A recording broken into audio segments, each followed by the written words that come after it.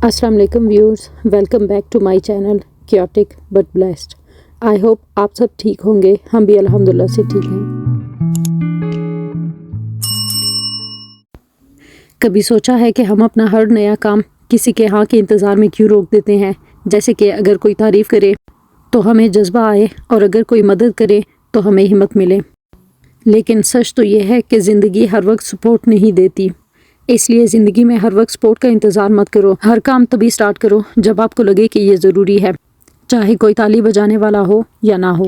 वैसे भी किसी पे इतनी ज़्यादा डिपेंडेंट होने की ज़रूरत ही क्या है कि अगर वो आपको अप्रूवल देगा, आपकी तारीफ़ करेगा तो तभी आप कुछ करेंगे, वरना आप कुछ भी करने के काबिल नहीं रहेंगे। और लोग इतने सिंसियर होते भी नहीं हैं कि वो आपको कुछ सही सजेशन दें या दिल से आपके लिए कुछ अच्छा चाहें। सो सबसे बेस्ट यही होता है कि जब आपको जो चीज़ सही लगे, जिसमें आप सेटिस्फाइड हों, वो काम आप करें, और जब आपको सही लगे तब आप उसको स्टार्ट करें।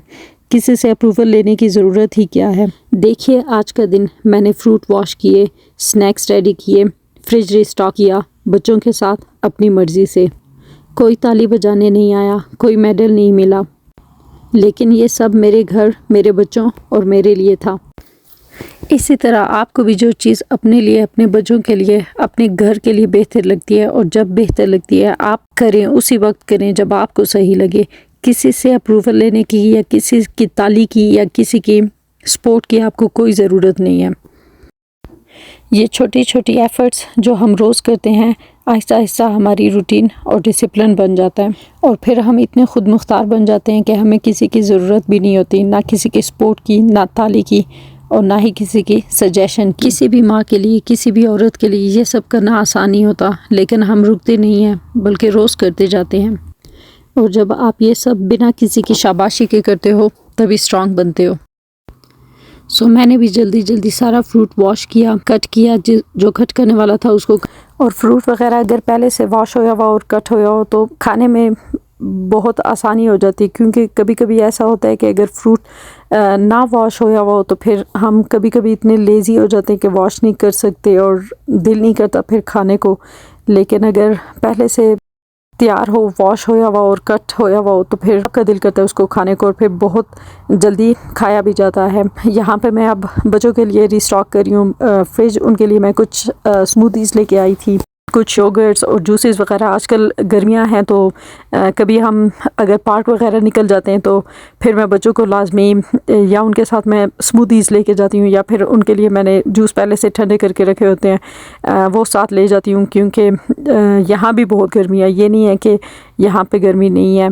और आजकल बच्चों की समर वेकेशन भी चल रही हैं, तो लाजमी मैं उनको दिन में 2 आवर्स के लिए लाजमी मैं उनको पार्क लेके जाती हूँ, क्योंकि उनके मेंटल हेल्थ के लिए भी बहुत अच्छा है, और इस तरह से उनका स्क्रीन टाइम भी कम हो जाता है। वैसे मैं कोशिश करती हूँ कि उनको ना ही दूँ, लेकिन अगर देना भी हो तो बहुत कम देती हूँ। और वैसे भी यहाँ पे जब सर्दियाँ होती हैं तो इतनी स्नोफॉल हो चुकी होती है कि घर से बाहर निकलना मुश्किल होता है।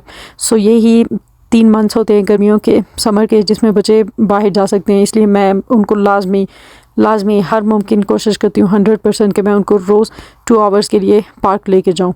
एक तो इस बच्चों की मेंटल हेल्थ के लिए भी अच्छा होता है और सोशलाइजेशन भी इससे होती है। और वैसे भी मेरे बच्चे माशाल्लाह काफ़ी सोशल हैं, बहुत जल्दी फ्रेंडशिप कर लेते हैं, बहुत जल्दी लोगों में घुल मिल जाते हैं। इन सब कामों से फ़ारिग होने के बाद जब टाइम मिला तो जल्दी से एक क्विक रेसिपी भी तैयार कर ली, बीफ बिहारी कढ़ाई, जो नहायत आसान भी है और बहुत मज़ेदार भी बनती है।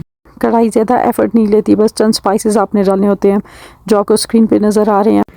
इसमें कुछ सिंपल स्टेप्स हैं। मिसालें अच्छी तरह से मैरिनेट करो और पेशेंस के साथ स्लो कुक करो।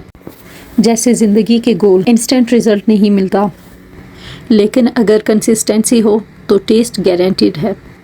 और हाँ, रेसिपी भी मैं ऐसी ही करती हूँ, अपनी मर्ज़ी के हिसाब से, किसी की अप्रूवल की ज़रूरत नहीं होती।